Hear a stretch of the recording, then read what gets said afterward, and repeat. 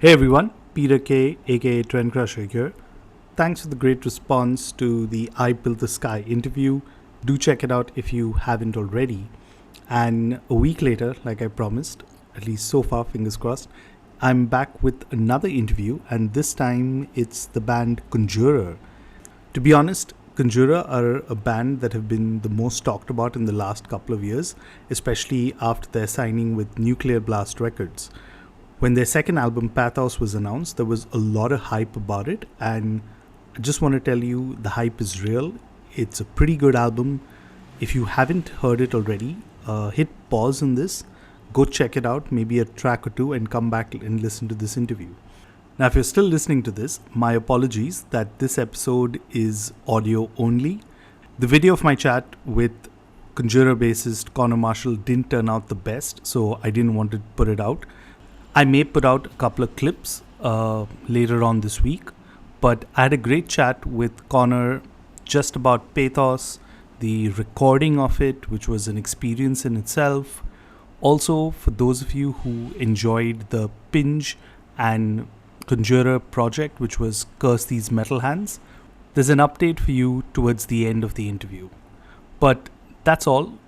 As always, hit subscribe on Spotify or whichever audio platform you're listening to, and let's dive into my chat with Conor Marshall. Hey Conor, thanks for doing this chat with me today. Oh no, thank you for having me. It's really appreciate it. Yeah, thank you for taking the time. Yeah, I mean, the reason we're talking to you is because your second album, Pathos, is out a week from now. So, I mean, I'm sure there's like a lot of mixed emotions around that. But before we talk about the album, there's one thing I want to get up out right up front, right? I mean, I love how the press release kind of has described your album, and I'm just going to straight up quote it, right? It says it's a multi-layered beast, sludge, death, doom, black metal, and hardcore influences clash and collide throughout. Now, for someone who's have no idea who Conjurer are and is just trying to wrapping their head around all of that, just tell me how it all came together. Yeah, it's a tricky one. It was one of those things like we never, especially with like this album or the album before anything like that, we never set out to like deliberately do anything that way. We were never like, oh well, yeah, we're going to be the band who includes the most different things and like it's constantly going to be changing from this or that. It's like it's just all come naturally that it just happens to be like the four members of the band, like we all contribute in different levels to the writing, but we're all four different people who have different influences and like listen to different styles of music. And so kind of what Conjurer is yeah, all of that coming together and trying to find a way to filter that and do all of these things that we love, but in a way that's like cohesive and makes sense and hopefully sounds good. But you're right, yeah, then that does mean that there are elements of like, yeah, death metal, black metal, thrash, like sludge, post rock, like there's some more like folk influences on this new album, all that sort of stuff. Like, yeah, it's taking all of these different things and trying to make it work as one cohesive song or album or something like that. But yeah, you're right. There's definitely there's a lot going on at times. And I think that's one of the cool things about the album, right? And especially since I remember listening to Meyer a few years ago and now hearing this, you just see like how cohesive and how tighter the sound has got. Because like on paper, you're just like, does this even work? And Right. then when you hear it and how nicely it kind of works. But I touched upon this before we started recording. So I made you kind of wait for a second Yeah, before yeah, we yeah. came about this. So let's get this out of the way. And I didn't realize this, but actually, you guys received the masters for Pathos in March 2021. Yeah, so we've had this for a Wow. long time. Yeah. We've been sat on it for a little while. We recorded it November 2020, and then yeah, we had it all completely done, at least musically, like ready to go from yeah March 2021. So it's been what would that make it like 12? No, like yeah, 16 months maybe that Yeah, around that yeah. time. It's yeah, it's been a while. It's definitely been longer than we would have liked, but it's just the way things are at the moment. Like we could have released it earlier, but it would have been one of those where, yeah, we put the album out, but then if you want a vinyl or anything like that, you're gonna have to wait 6 months for it to turn up. And we didn't want that. Like we wanted it, we've worked so hard to make this album an entire experience. So just more than just the music, like the artwork and kind of the presentation and the layout and all that sort of stuff.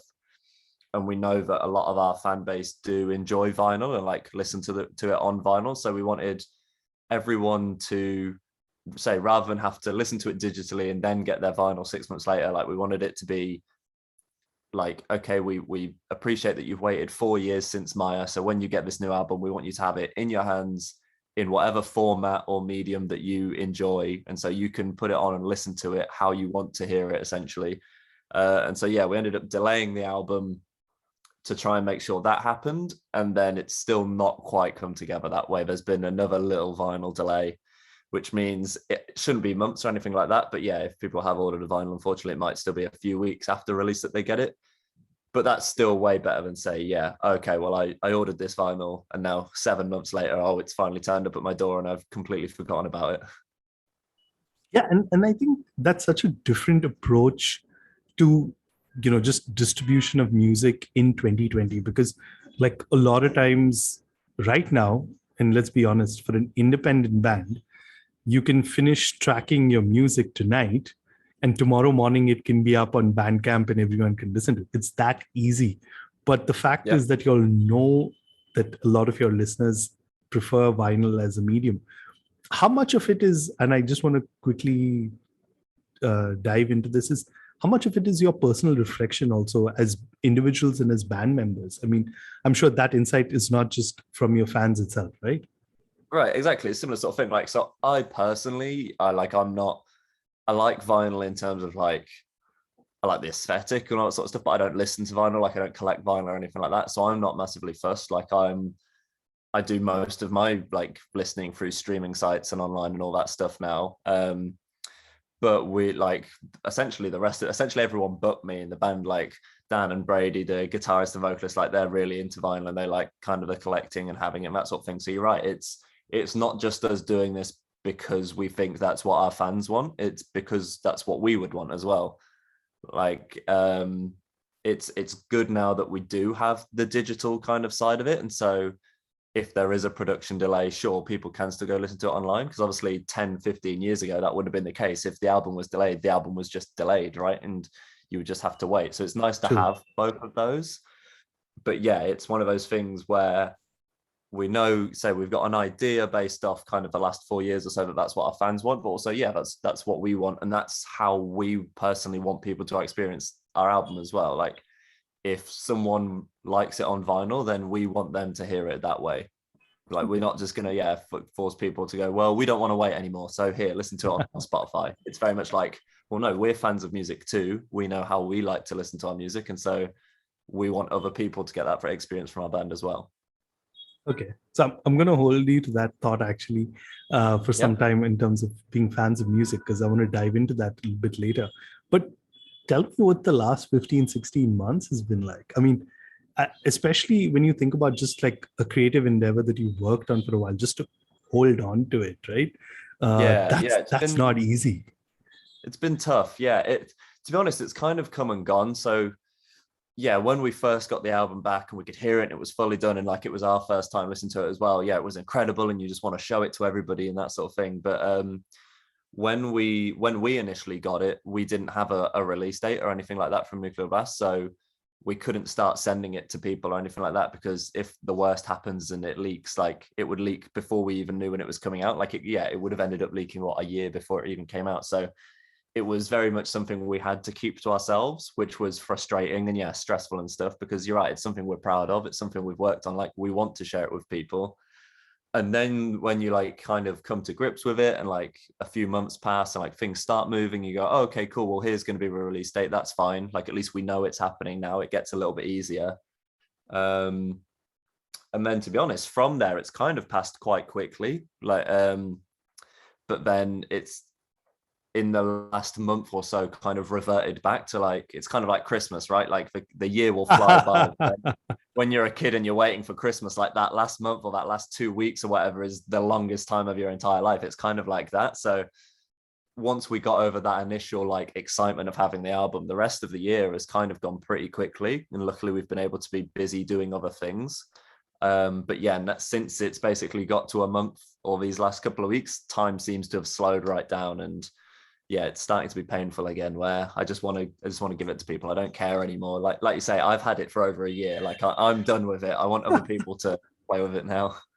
But here's the thing, right? And I know I'm laughing when I say this, but the entire experience you're talking about, is it a bit self-prophetic that the album actually means suffering in Greek? And again, that can be interpreted in so many different ways if you think about it, right? I mean, Yeah, the most obvious one everyone's going to talk about is, say, the pandemic or stuff like that. But just the whole creative endeavor, when I think about it and the way you're describing it, that is pathos in itself. yeah, a little bit, a little bit.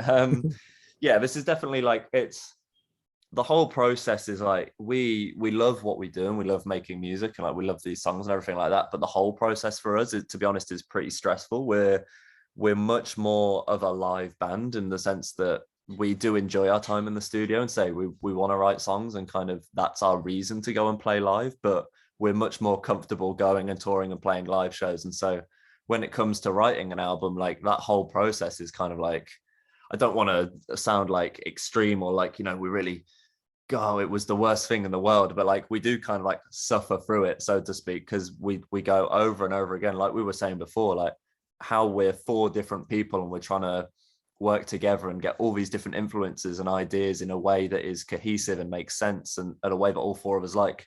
That means we spend a lot of time arguing, essentially. Like it can be a tough process going back and forth with each other. And I'm then so you're right, glad you you find brought it up and not me. it's the truth. It's like we wouldn't change it because we believe that when we do finally reach an agreement and we get something that all four of us go, okay, yeah, that's really good, that hopefully should be a stamp of quality. And so if all four of us don't think it's good, then we'll keep working on it until we do agree. But hopefully, say it's worth that suffering because hopefully it means what comes out the other side is a good album. But you're right, like we go through that suffering, and just at the end when it's meant to be exciting and yeah, like cool, we did it. You're right. We then have to sit for another year and a half or whatever, and that yeah, that's been kind of a task in itself. But yeah, it's one of those things where with the things you mentioned, like pandemic and stuff like that, we're quite fortunate where we've come out okay. And so if all we have to complain about after the last 2 years is the fact that we had to wait a little bit to put our album out, then that's fine. Like if that's all the suffering I have to do, I'm completely okay with that. Yeah, like it said, right? Hashtag first world problems. Exactly. Absolutely. Yeah. But humor me on this, right? Because the entire recording process has actually been kind of documented, and it's been like, I quote, the most challenging record you'll said in the studio. Yeah. I don't want to focus on that because I'm sure that's a whole different kind of thing to talk about. But what's it like when you look back now, so many months later? What are the lessons you've learned from that entire recording process? Yeah, that was tough only because the pandemic meant we had to change plans pretty quickly. Like the plan initially was to go and like we were right in the stages of deciding what we were going to do with Will Putney. So Will Putney ended up mixing and mastering it still, but the initial plan was he was meant to produce it and we were meant to record it with him as well. And so we were just deciding, oh, do we fly to America and spend like a month in America recording it, or do we fly him over to us and we'll rent somewhere in the UK? And then yeah, the pandemic just changed everything just like that. And so the main challenge was trying to be like, oh God, okay, well, we've said to Nuclear Blast like we're going to submit this album to them now. Like they never pressured us or anything like that, but it's like, well, we've said we're going to do it. Like we've booked the time off and stuff like that. We need to get this done. And so yeah, it was stressful figuring that out essentially and figuring out what we can do. We ended up recording most of it ourselves in like our practice space that we used to rent. Like so we ended up using our own gear, our own amp heads, guitars. We got the person who did our sound live at the time to come in so they could mic us up because they know how we like to sound live and all that sort of stuff. So we kind of learned that we could make do and that like if worst comes to worst, we're able to like find solutions and like push forward and all that sort of stuff. But yeah, that was definitely way more stressful than we would have liked it to be. But again, that being said, we still got it done, right? I'm sure there's several bands who didn't even manage to do that, who might not have their own space and like the ability to record themselves. So Yeah. considering what could have happened, I think we still did okay. yeah, it was just say a little more stressful than we would have liked. But yeah, we've documented that whole thing. Like we had our photographer and videographer there to like record a documentary for it, and so I think we're going to start like editing that and releasing it, and it's all just like fly on the wall footages, so people will be Oh, able to interesting. see exactly how it happened, and like it's kind of they'll see the arguments and they'll see the stress and all that sort of stuff, and hopefully there'll be good times as well, because it is one of those things. I don't want it to sound like it's not fun and we don't enjoy it, but yeah, there's so hope. I don't know how we're doing that, whether we're doing that as like a full documentary that's going to come out, or whether we're going to do it as like a video series or anything like that. But yeah, the footage is there, and like I say, it's all been documented online and in interviews and stuff like that as well. But yeah, at the end of the day, kind of like the wait, like we were just saying, it's been totally fine. It just could have also been a little bit nicer.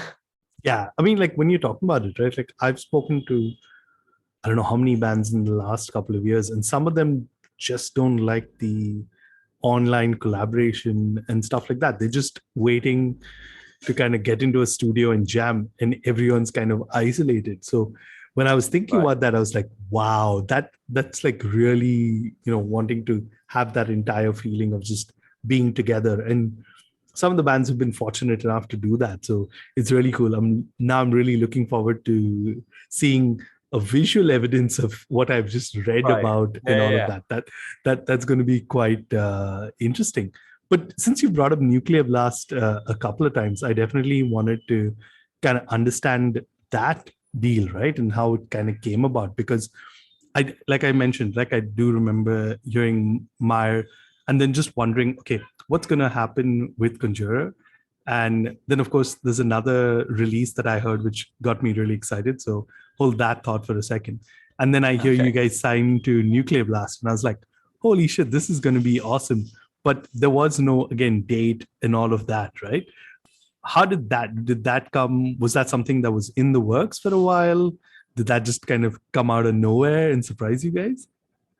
No, we were quite fortunate where Nuclear Blast were always going to be releasing the album in America and like rest of the world. But like they were going to be leasing it from our old label. And so we were quite lucky that we'd started building that relationship anyway. Um, and then when our old label folded, essentially, Nuclear Blast were the first people to kind of get in touch with us and go, "Hey, we'd love to basically sign you full time," which that was incredible. Like that was something that would kind of blew us away a little bit, and like we were not, I don't want to say surprised by, because obviously we were already working with them in some capacity, but it was like, oh wow, okay, they care and they want us completely, not even just as a lease or anything like that. But um we made sure that rather than just going straight with Nuclear Blast, we wanted to take the time to like listen to other offers and stuff like that, because we were very fortunate that other labels did reach out, and like so we had chats with their teams and all that sort of stuff, and kind of what their visions were for the album and everything like that. But that whole time we kind of knew that it was always going to be Nuclear Blast, essentially. Like we just had that feeling, even though the other labels that reached out were say amazing and were wonderful people in their own right. We just kind of knew that Nuclear Blast felt like our home, essentially, and felt like the people we wanted to go with. And yeah, it's just kind of gone from there. So like I said, the team's wonderful. Like everyone we've met and spoken to is super passionate, and like it's not just people doing this because it's a job or because it's a business or anything like that. It's not to make money. It's people who are genuine fans of music and of metal, and the people who we work with, we know that they care about us as a band and want the best for us. So it's just been kind of like the perfect environment for us to be in. And like I was saying earlier, like they didn't pressure us at all about the album in terms of like when they needed it by, or they weren't trying to tell us, oh no, it needs to sound more like this or anything like that. They were just like, we don't even want to hear it. Write the album, record it, send it to us when it's done, and we'll put it out. And yeah, they've just been amazing. Okay, if I have to be a little cheeky, did the fact that Nuclear Blast a few years ago onboarded another Brit in their A&R team swing it their way? Not really, no. To be honest, I'm like just joking. no, yeah, the first person we spoke to actually was Monty Connor, Oh, when wow. obviously over in America. But yeah, he's a big deal. So that was weird in itself. Yeah. But yeah, no, that's something like anyone we'd initially been talking to. We'd got to know the UK team, but yeah, initially we were kind of going through the US side of things. Um, so no, I mean, obviously it's nice to have other Brits around and people to work with and stuff who live a little bit closer to home. But yeah, no, it wasn't so much a factor. It's just been a nice coincidence at the same time. Yeah, and I can't believe it because I didn't know this, but yeah, that would be something cool. I mean, like speaking to someone like Monty Connor, who kind of, when you look at his kind of history and the kind of legacy he has just in like Yeah. the last 30, 40 odd years, it's just crazy in there. So definitely that's cool. Yeah. And Uh, he's still like the loveliest guy as well. Like yeah, yeah. we were on tour in America and like he took us out to like lunch one day and we just basically sat and chat about all the bands he's worked with and like basically just fanboyed at him about like Slipknot and Trivium and all that sort of stuff for ages. Um, but yeah, he's super kind and like super lovely, and that's the other thing, like still genuinely cares. Like he still works in the industry because he is legitimately a fan and like wants to discover new bands and kind of keep helping push metal forward. So it's kind of safe. That's why we feel like it's the perfect person and perfect people for us to be working with. But I have to ask you at this time. I mean, like, I still remember press around the time that Meyer came out, right? Off the bat, like everyone's calling you guys like the next best thing from Britain. And Yeah. let's be honest, right? Like for a young band or a band who's just released their first album, that can go to your heads very easily, right? I mean, how was it dealing with that? And especially, it's not like if it's a solo artist, you can still understand, but here you're dealing with like four different individuals. It's not. Break it down for me. How does that? Yeah. How did It's you all one of deal those with things that actually? where I think we're quite fortunate that we keep each other grounded quite well. Like we're fully aware that we're not rock stars and we're just four idiots in a band, and like that's and it's was the sort of thing like we would, especially in the earlier days and like still around the time that Maya was coming out, we would get together and we would practice every week at the exact same time in the exact same place. So it's one of those things where just because you're seeing all this amazing praise and these wonderful reviews and say people being like extremely kind about us, we would still turn up. The same four guys would get in from work, would go to the same rehearsal spot, like same this pay the same price every week, rehearse in the same room. Like nothing changed for us in that sense. It's not like all of a sudden we were making all this money and everyone like wanted to be our friend or anything like that. It's like we were just the same people. Like we still come from the same small town that we always have, and we're just four guys in that sense. And so I think we found it pretty easy to not let it go to our heads. Obviously, we're very fortunate and we're aware that we have been able to do some incredible things. But yeah, we're not under the impression that we're God's gift to metal or anything like that. We know we're just four guys in a band. We're writing the music that we want to write. And like we were kind of saying before when we were talking about the writings, like we write songs that we think that the four of us think are good. And then we put it out and just, if other people like it, great. But if other people don't like it, that's fine. We'd still probably be doing it just because it's what we want to do. Yeah, and I think that's really cool, right? I mean, like, because if you just think about it logically and break it down, right? The number of bands that are there, and just take a country like the UK itself, right? And the number of bands that will kind of hit it out of the park in their debut album. It comes back in the saying that goes, right? Like life's not a sprint, it's a marathon. Yeah. And so a lot of times it gets mixed up and you get caught up in all of that. So yeah, I'm really glad that you guys at least have that and have each other to kind of ground. But okay, now I'm going to go at least to one of the first thoughts I made you hold on to, which is talking about just like Sure. as people who enjoy the music. So this is for you personally, actually, because I'd love, maybe another time I'd love to hear from the other band members. But if you could go to the streaming app of your choice and tell me what are the last five albums that you enjoyed? Okay, yeah, I have my phone right here. Let's do it. Let's see. The last five albums that I enjoyed. So, where's my recently added? There it is. So one of the latest ones is the new Bleed From Within album. Oh, I haven't heard that, but Okay, there's a it's lot good. about that. It's real good. Yeah, I think they're on Nuclear Blast as well, so they're kind of our label mates. But yeah, they're fellow Brits. They're Scottish. I'm a little bit biased slightly just because I play in another band called Silosis with their drummer. So I'm in a band with one of their members, Ali, who's an insane drummer, like just an absolute beast. But yeah, aside from that bias of kind of like knowing them personally and being friends, like it is a legitimately a really good album. So it's called Shrine, and that's out on Nuclear Blast as well. After that, it was Malevolence, their new album, Malicious Intent. That was fucking so good, man. All right. It's one of those It things where they've kind of, for me personally, they've kind of come out of nowhere a little bit. Like I've heard of the yeah, name, but I hadn't really listened to much of their earlier stuff. And so I put this on to be like, oh, okay, well, almost a little like, I don't want to sound like a dick, but almost like okay, well, let's see what all the fuss is about. And then, yeah, you like say, just it's just like pummeling. just punches after Yeah, yeah, punches, like nothing. I was exactly. just like, Yeah. wow. I know exactly that feeling. Yeah. After that, a slightly different sounding album, an album called Spring Island by a band called Delta Sleep.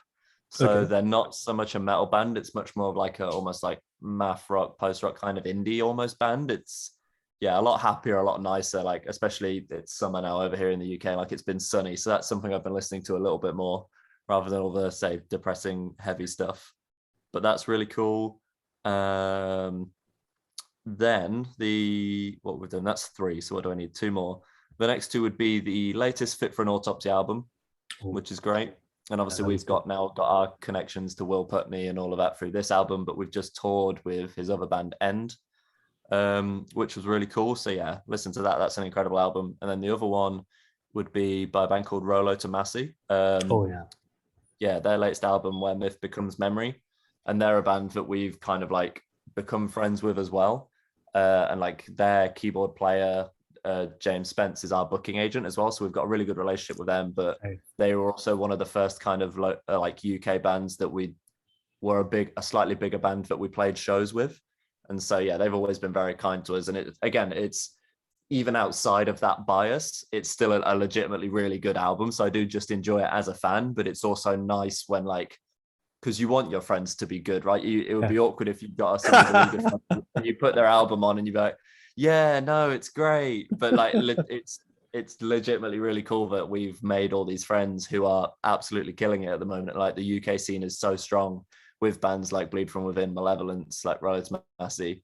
So yeah, those would probably be my latest 5 albums that I'm really into.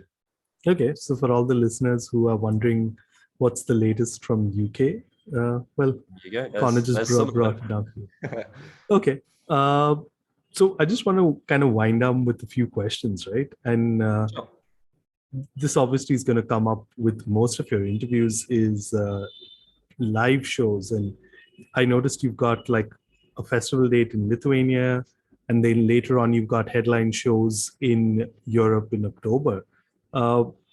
What kind of set list can the audience expect at the shows? I mean, because I'm sure you guys have not had enough of just playing Meyer also, right?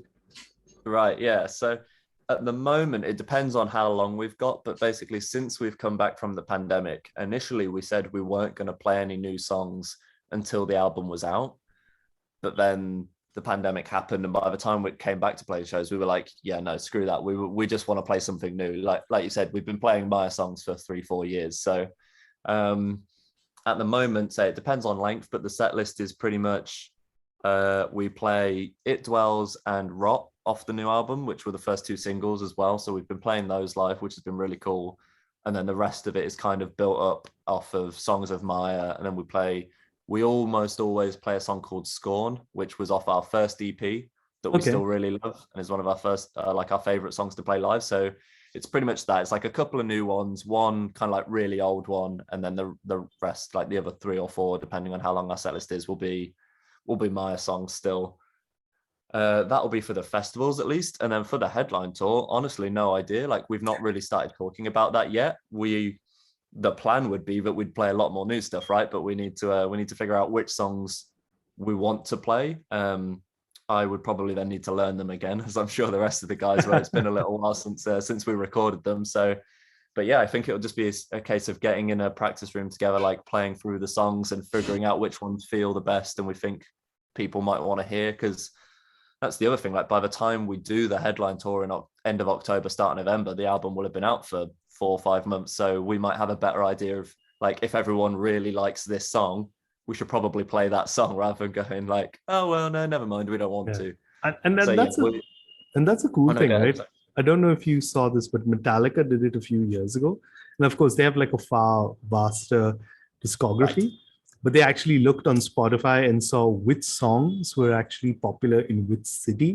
And that's how Yeah. they determined their set list. And I thought that was such a cool It's use of smart, right? Spotify. Yeah, Yeah, it's yeah, the way to use the metrics, right? Yeah, we say we might not quite have that just because we don't have as yeah. many albums, but yeah, it'll be interesting to see what kind of fan favorites pop out and if we can do them justice live, which I think we'll be able to.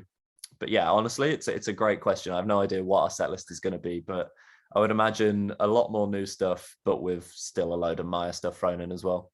Okay, so I think that's good enough reason for everyone to look forward to the headline tour because there's Yeah. definitely going to be a surprise, I think, just the way from you're describing it. Right. Okay, so this is the second point I actually told you to hold your thought on. Yep. And since I was talking to a member of the band, I thought I better bring this up because I didn't see any other details. But one of the albums I really enjoyed in the last few years was Curse the Metal Hands.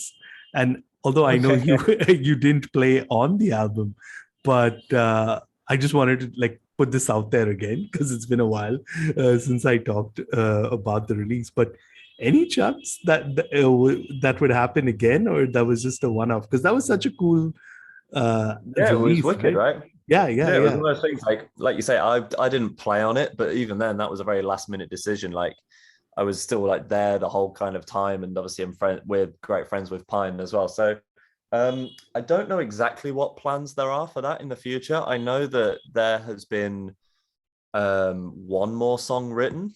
okay, That's like a new song that has been written since, like it wasn't just a leftover one from the album or anything like that. But I don't know whether that's going to be it or whether there's going to be more or anything like that. It's one of those things where that will probably, like, once our album's out, that might give us a bit more time and space to really think about that. And obviously we need to see what Pine are doing and everything like that. But no, you're right. That's a really cool album. And if anything, it's almost kind of nice that I wasn't on it because I can just sit back and enjoy it as a fan. Um, but yeah, no, the songs on there are great, and like people seem to really love it. I think I'm not entirely sure, but like I think on some of like, but obviously we were just talking about streaming sites and stuff like that. I want to say if you go to like our top songs, I think a lot of yeah, them are the Curses Metal Hand songs rather yeah, than actual like Thunder songs. So that's cool. But yeah, I and think like, there's and I definitely was one more song actually written. and I was actually going to ask you, like, in case Pine just like happened to be on any of these festival dates, just be like, "Hey guys, surprise!" Yeah, this is the thing. Like we've definitely talked about it, and like we've joked about the idea of doing a tour where we would have like, I don't know, maybe, I don't know, Pine open, then in the middle do a Kirsty's Metal Hand set, and then we kind of headliner. Like we've joked about doing that sort of thing. But yeah, nothing's come of it yet. So we'll see. I'm pretty sure, say that it's not something where they're like, no, it's done, we never want to do it again. It's just, say, finding the time and like schedules and all that sort of thing. So Okay, hopefully so there'll be more in the future. But yeah, I can't give you any specifics, unfortunately. no, I and the thing is, I know I'm not in a minority, right? So for Right. all those others who are been wondering what's happening with Curse the Metal Hands, well, stay tuned. Yeah, pretty much. Yeah. Keep an eye on just in case. Yeah. Follow us, Yeah, follow Pine, and I'm sure we'll post that if it happens. yeah. Now, just to kind of wrap up, right? Because one of the things I was just thinking about is since it's been so long since you kind of finished working on Pathos, have you guys been talking about new material, or was it something you're like, you know what, let's get started with the whole promotion for Pathos and then kind of think about it? It was something. So we're typically, part of the reason that it's taken so long from Maya to Pathos is that we're not very good at like getting going on writing. Like kind of how I was saying before, like we're a band that's much more comfortable touring and stuff like that.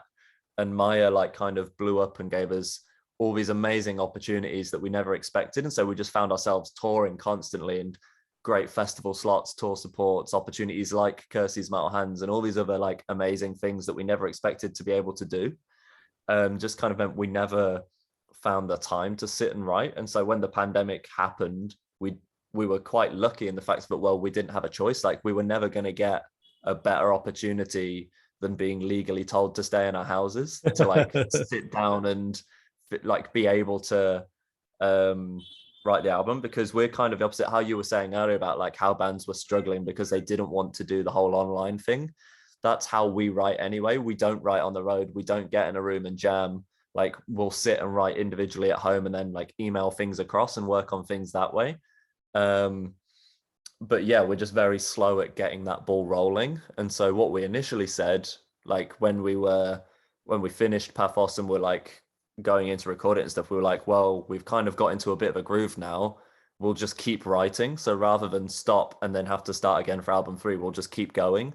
But then that didn't happen. Like as soon as we finished recording it, we stopped. We've not done anything since. And so we've talked about it in the sense where like we know we want to do another album. Obviously, we'll have to see how Pathos goes in terms of how long that might take or what sort of direction it might go or anything like that. But we know that we want to do another album, but we don't. And we've got like a few riffs and stuff, like a few pieces that we think are cool, but we don't have any songs or anything like that. So yeah, that's all we really know at the moment. We know we want to do it, and we know we've got some material, so we're not quite starting from zero. But no, we didn't keep going like we probably should have when we finished writing Pathos. Okay, so just to end then, like I'll definitely be keeping out, and I'm sure most of our listeners will be keeping an eye out on what Conjurer's up to next, whether it's gigs, new music and stuff like that. But I'm going to end saying I hope it's not the next time we speak in promotion is 4 years from now, right? Let's hope it doesn't happen. Yeah, it's not meant to be. That's not the plan. Like I was kind of just saying, it wasn't meant to be this long since Maya. That's just say how it worked out. So we definitely don't want to be waiting 4 years again. So hopefully I'll get to talk to you much sooner than that, but we'll see. It's one of those things. I also can't promise anything. So if it does end up being 4 years again, I'm very sorry. That wasn't the plan. It's all good, man. All right. Thanks so much, Conor. I really appreciate you taking time out to speak to me. Oh, no, thank you, man. We appreciate it. We appreciate everyone kind of taking an interest and obviously being kind about our album and wanting to know more. So yeah, thank you for taking the time. I really appreciate it. And that was Conor Marshall from Conjurer. You know, I really enjoyed talking to him. And like I said towards the end, I hope it's not 4 years later that I have a chat with him again. If you haven't already, do check out Pathos, because I think it's an album that's going to be talked about for the rest of the year. And yeah, like I said earlier, the hype is real. That's all from this episode from me. As always, you know, you can hit me up on trendcrusher@gmail.com. I'm Trendcrusher on Twitter and Instagram. And you can also check out my weekly podcast, Horns Up. Just check out hornsuppod.com. Until next time, cheers.